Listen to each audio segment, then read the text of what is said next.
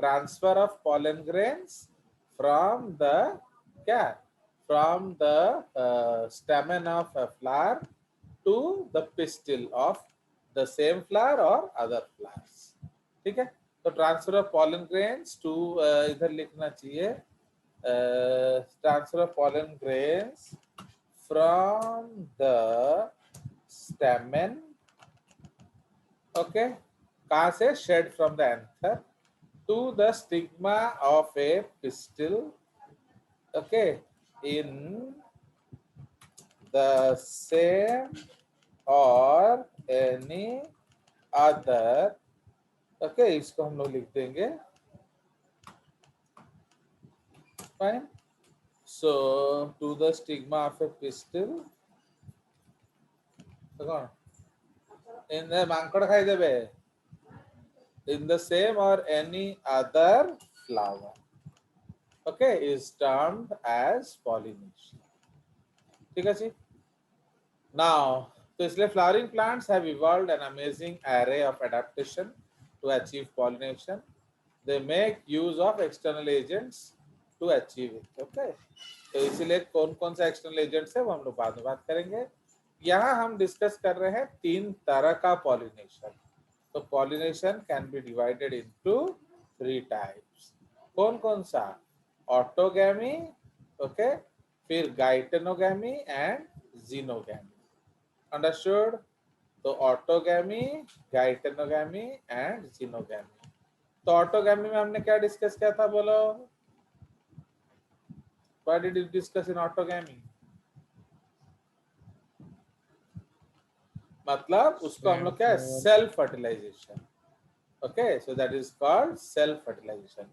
In this type pollination is achieved within the same flower. Okay, so इसलिए same flower में आपका होगा. Now transfer of pollen grains from the anther to the stigma of the same flower, इसको हम autogamy कहते हैं. Now in a normal flower, comma, which opens and exposes the anthers and stigma, complete autogamy is rare. क्यों बोलो तो? भाई अगर flower खुल गया तो इसलिए इसमें हम लोग क्या लिखेंगे, it is only reported in क्या, या it is generally reported in closed flowers, okay, like pea and other legumes. जो लेग्यूमिनस फ्लावर्स हैं तो उसमें क्या होगा, उसमें आपका जो पल्सेस हैं एंड अदर लेग्यूम्स. ठीक है, तो इनके फ्लावर में आपका वो क्लोज फ्लावर होता है तो उधर आपका ऑटोगैमी हो सकता है. पर अगर खुला हुआ है फ्लावर तो what will be the natural tendency, that pollens can go away with wind or with insect or with water, है कि नहीं. तो like that. तो autogamy in such flowers requires synchrony. What is synchrony? Same time. Okay, syn मतलब क्या है, syn मतलब same plus chronos मतलब टाइम. ओके, तो सिन मतलब क्लोज, क्रोनस मतलब टाइम. तो इसलिए autogamy in such flowers require synchrony in pollen release and stigma receptive. माने कब आपका पॉलन निकला एंड कब आपका स्टिग्मा ने उसको रिसीव किया. And also the anthers and stigma should lie close to each other, okay, so that self pollination can occur. तो इसलिए ये 2 क्राइटेरिया है अगर आप सेम फ्लावर में हैं तो. अंडरस्टूड? तो इसलिए ये हमारा जो जनरली हम लोग क्या देखते हैं, तो generally reported in close flowers. कोई शक? चलिए तो सम प्लांट्स, सर हाँ बोलो। सर अगर पी प्लांट क्लोज्ड है तो उसमें क्रॉस पॉलिनेशन बिल्कुल नहीं होगा। नहीं, बिल्कुल नेचुरली नहीं होगा। ओके, बट इसलिए मेंडल सर ने जब क्या किया था? मेंडल ने क्या किया था पी बताओ? प्लांट क्रॉस किया था हाँ बताओ क्या किया था? आर्टिफिशियल। संकल्प अंकल, जब आप मेंडल यस बोल सर। रहे हो तो ऑटोमेटिकली आर्टिफिशियल हो गया कि नहीं? इतना तो भेजा लगाओ। Who yes pollinated the flowers, Mendel और नेचर? बोलो। मेंडल। ताहले वो तो ऑटोमेटिकली वो आर्टिफिशियल हो गया ना। चलो, तो कैसे किया था बताओ, सोचो, इमीडिएटली रिकॉल करो। How Mendel cross pollinated them, बताइए। रिमेंबर, हमने पढ़ा हुआ है ये सब। Sam, you can help.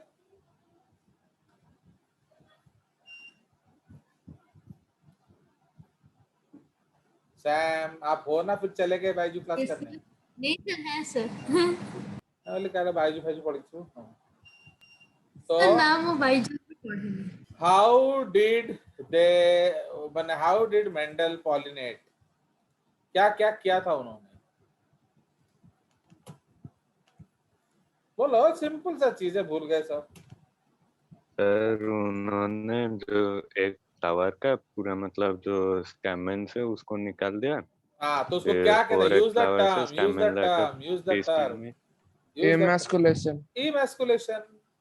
Okay, उन्होंने इमैस्कुलेशन किया, तो इसका मतलब एक फ्लावर को पूरा फीमेल कर दिया।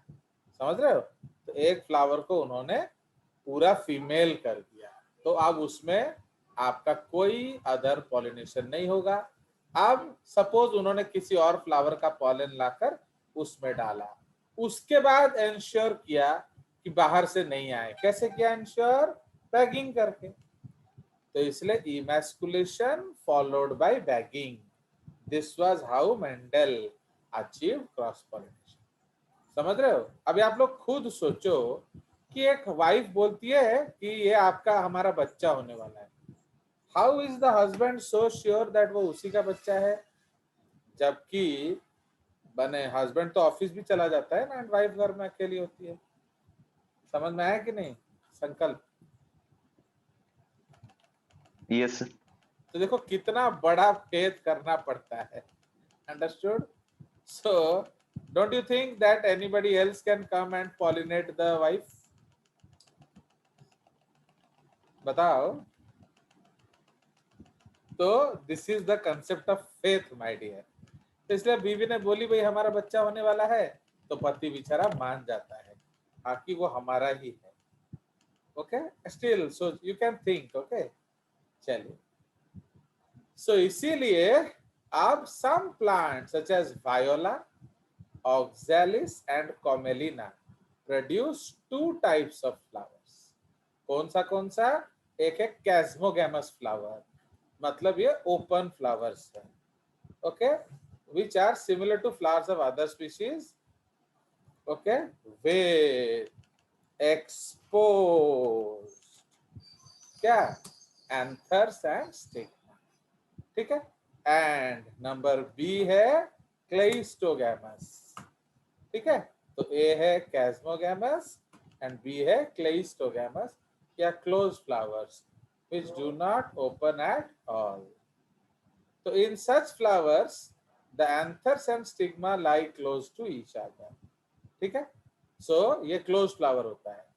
तो when the anthers dehisce, okay, when the anthers dehisce in the flower buds, pollen grains come into contact with stigma to effect pollination.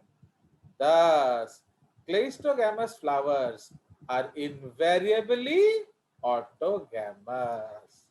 Is there any doubt about that? बताओ।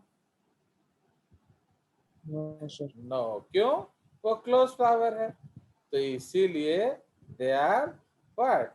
दे are invariably autogamous, as there is no chance of cross pollen landing on the stigma. Okay, तो आपका stigma में कहीं और से pollen आने का संभावना ही नहीं है। Okay, So like that. So cleistoglamous flowers produce assured seed set even in the absence of pollinators. ये मतलब इसका मतलब समझ में आया?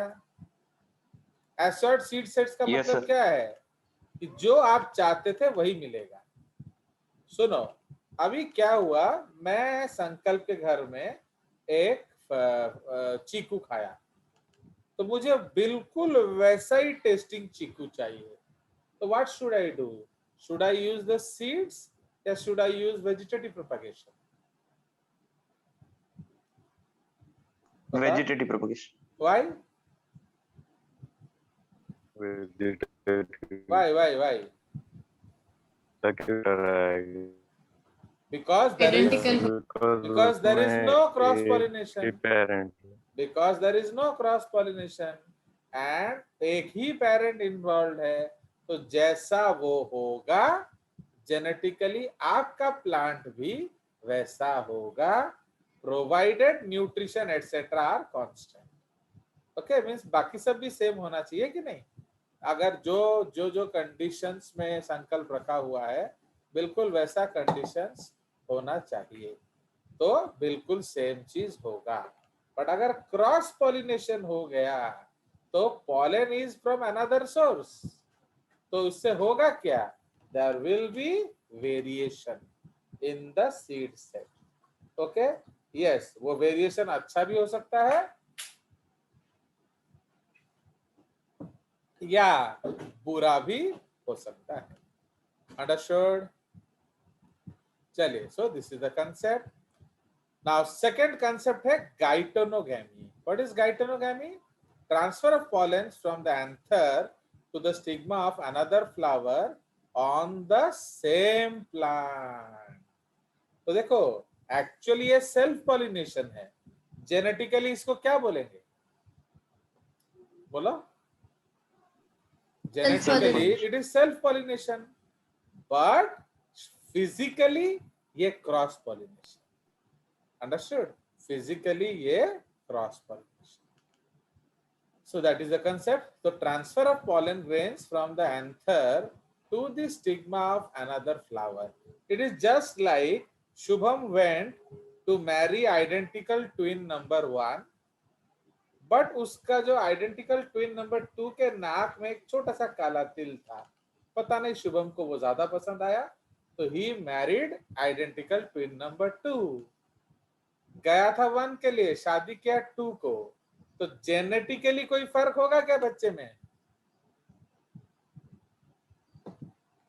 No, sir. Almost no. No तो नहीं है, होगा, but almost no. Okay, but conceptually तो अलग हो गया ना. बड़ी बहन से शादी करने गया था, छोटी बहन से शादी कर लिया. Understood? So like that. So gaetonogamy is just like that.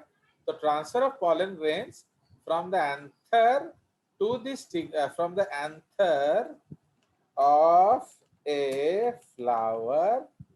Okay, from the anther of a flower to the stigma of another flower of the same plant. ठीक है?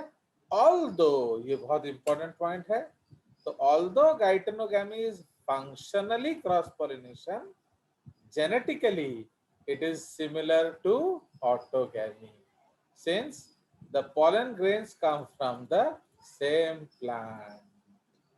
Okay, so ये बहुत ज्यादा important concept है. Okay, कोई शक? चलिए, उसके बाद हम चले जाएंगे xenogamy. So xenogamy is transfer of pollen grains from anther of a flower, okay, to the stigma of a different flower on a different plant. तो इसमें प्लांट भी अलग है एंड फ्लावर भी अलग है. Is it understood? So transfer of pollen grains from anther of a flower to the stigma of a different flower on a different plant. ठीक है? So this is the case. So this is the only type of pollination which during pollination brings genetically different types of pollen grains to the stigma. Okay, so it is effectively क्या cross pollination. तो इसलिए इसको effectively हम क्या बोलेंगे? Cross pollination. Okay, मजा आ गया? तो इसलिए कुछ पूछना है पूछ सकते हैं.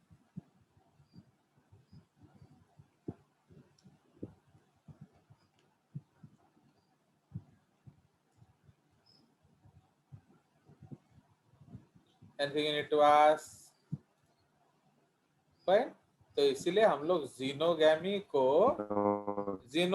हम लोग एलोगैमी भी कह सकते हैं या क्रॉस पॉलिनेशन भी कह सकते हैं. Effectively cross pollination. Okay, so it is effectively cross pollination. क्यों? इसमें there is no chance of self pollination. Clear? So ये हमारा कंसेप्ट हो गया. तो अब हम लोग डिस्कस करेंगे इसके आगे. तो अब हम लोग क्या डिस्कस करेंगे? टाइप्स ऑफ क्या या एजेंट्स ऑफ पॉलिनेशन. अब इसको हम डिस्कस करेंगे.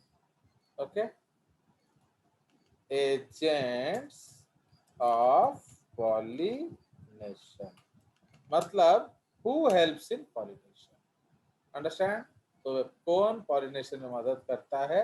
That is called agents of pollination. Now so plants use two abiotic and one biotic agents to achieve pollination. Okay, majority of the plants use biotic agents for pollination. Only a small proportion of plants use abiotic agents. Pollen grains come in contact with the stigma is a chance factor in both wind and water pollination. क्यों भाई? कोई जरूरी थोड़ी है कि wind आपको दूसरे flower तक ही लेके जाएगा. विंड तो क्या, विंड पॉलिनेशन वाटर पॉलिनेशन में क्या होता है? 99% वेस्टेज होता है, मोर देन 99%. बट इंसेक्ट क्या है? वो एक फूल से दूसरे फूल में जाएगा ही जाएगा, है कि नहीं? तो लाइक दैट या animals to compensate for this uncertainties and associated loss of pollen grains, the flower produces enormous amount of pollens when compared to the number of ovules available for pollination. ठीक है? So this is the concept. इसलिए बहुत ज्यादा loss होता है in this type of pollination. ठीक है? So abiotic agent, ये है आपका 2 abiotic agents, wind and water. Okay, and biotic agents. One क्यों लिखेंगे? हमें बायोटिक एजेंट लिखना चाहिए क्योंकि बायोटिक कुछ भी हो सकता है. Okay, fine. तो this is the concept. Actually मैं समझ गया वन क्यों बोल रहा है. वन टाइप ऑफ बायोटिक माने ओनली एनिमल्स होते हैं ना, वो और कोई टैक्सॉन नहीं होता, इसलिए वो one type of biotic agents बोल रहा है एंड दैट इज एनिमल्स. सिर्फ एनिमल्स ही पॉलिनेशन में मदद करते हैं और कोई फंगस मदद नहीं करता. ठीक है? So this is the concept of pollination. तो इसीलिए पॉलिनेशन बाय विंड को अभी हम लोग देखेंगे. तो पॉलिनेशन बाय विंड को हम लोग क्या बोलते हैं बताइए? दैट इज कॉल्ड एनेमोफिली या विंड पॉलिनेशन. ठीक है जी? So what are the features required for wind pollinated? अब हम वो डिस्कस करेंगे, है कि नहीं? सो इसमें हम लोग सबसे पहले डिस्कस करते हैं एनेमोफिली और विंड पॉलिनेशन या pollination by wind. So pollination by wind is more common amongst abiotic pollination. Okay, so wind pollination also requires that pollens are light. Pollen grains are light and non-sticky, so that they can be transported in wind currents. है कि नहीं? So they often possess well exposed stamen, so that the pollens are easily dispersed into wind currents, and okay, large, often feathery stigma to easily trap airborne pollen grains. ठीक है? तो इसलिए wind pollinated flowers often have a single ovule, okay, in each ovary, and numerous flowers packed into an inflorescence. Okay, a familiar example is corn. Okay, corn. Cob, the tassel you see are nothing but the stigma. अगर आप corn खरीदते हो, जब आप इसको छीलोगे, आप देखोगे उसमें न्यूमरस हेयर्स होंगे. तो what are those hairs? They are basically style tubes and stigmas, है कि नहीं? तो जो कि हवा में वेव करता रहता है ताकि वो पॉलन को ट्रैप कर सके. ठीक है जी. तो इसलिए पॉलिनेशन में क्या होगा? ये मोर कॉमन टाइप है. Fine, this is the more common type. Pollen grains are light and non-sticky. Okay. उसके बाद often possess well-exposed stamens and a large feathery stigma. Okay. ये सब उसका फीचर है. तो एक तो पॉलन, आप देखोगे बहुत सारे पॉलन उड़ते रहते हैं, हेयरी पॉलन्स होते हैं. आप देखोगे उसमें छोटा सा एक सीड होगा, उसके पॉलन, उसके चारों ओर बहुत सारे हेयर्स होंगे. तो वो डिस्पर्सल ऑफ सीड में भी आ सकता है एंड पॉलन्स में भी आ जाएगा. ओके. तो wind pollinated flowers often have a single ovule in each ovary. क्यों? क्योंकि पॉलन मिलना मुश्किल होता है. And numerous flowers packed into an inflorescence. Okay, मतलब एक inflorescence में बहुत सारे फ्लावर होंगे, बट हर फ्लावर का एक ही अंडा होगा. ओके. उसी तरह से it is more quite common in grasses. तो anemophily is quite common in grasses. उसके बाद वाटर पॉलिनेशन. तो वाटर पॉलिनेशन को हम लोग क्या बोलेंगे? Hydrophily. Okay, so water pollination is often referred to as hydrophily. तो उसमें क्या होता है? उसमें आपके जो हैं pollens, okay, they will float up and come. So इसलिए अब हम लोग भी डिस्कस करेंगे हाइड्रोफिली या वाटर पॉलिनेशन. ओके.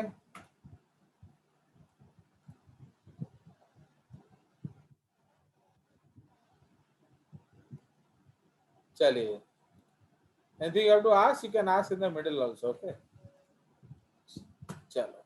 तो इसलिए pollination in water is quite rare in flowering plants and limited to about 30 genuses, mostly monocots. इसको monocots कर देंगे तो आ जाएगा. Mostly monocots. Okay. Full stop. Water is a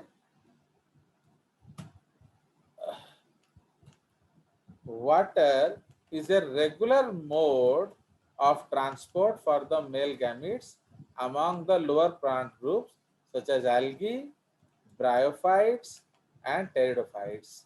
It is believed, particularly for some bryophytes and pteridophytes, that their distribution is limited because of the need of water for transport of male gametes and fertilization. इसलिए उनका distribution क्या है? Limited है. Fine. Now इसमें some examples अगर हम लोग ले लें, some examples of water pollinated plants, तो एंटर कर देते हैं। आर वेलिस्नेरिया, इसको उधर ले जाएंगे। Let us add a new page.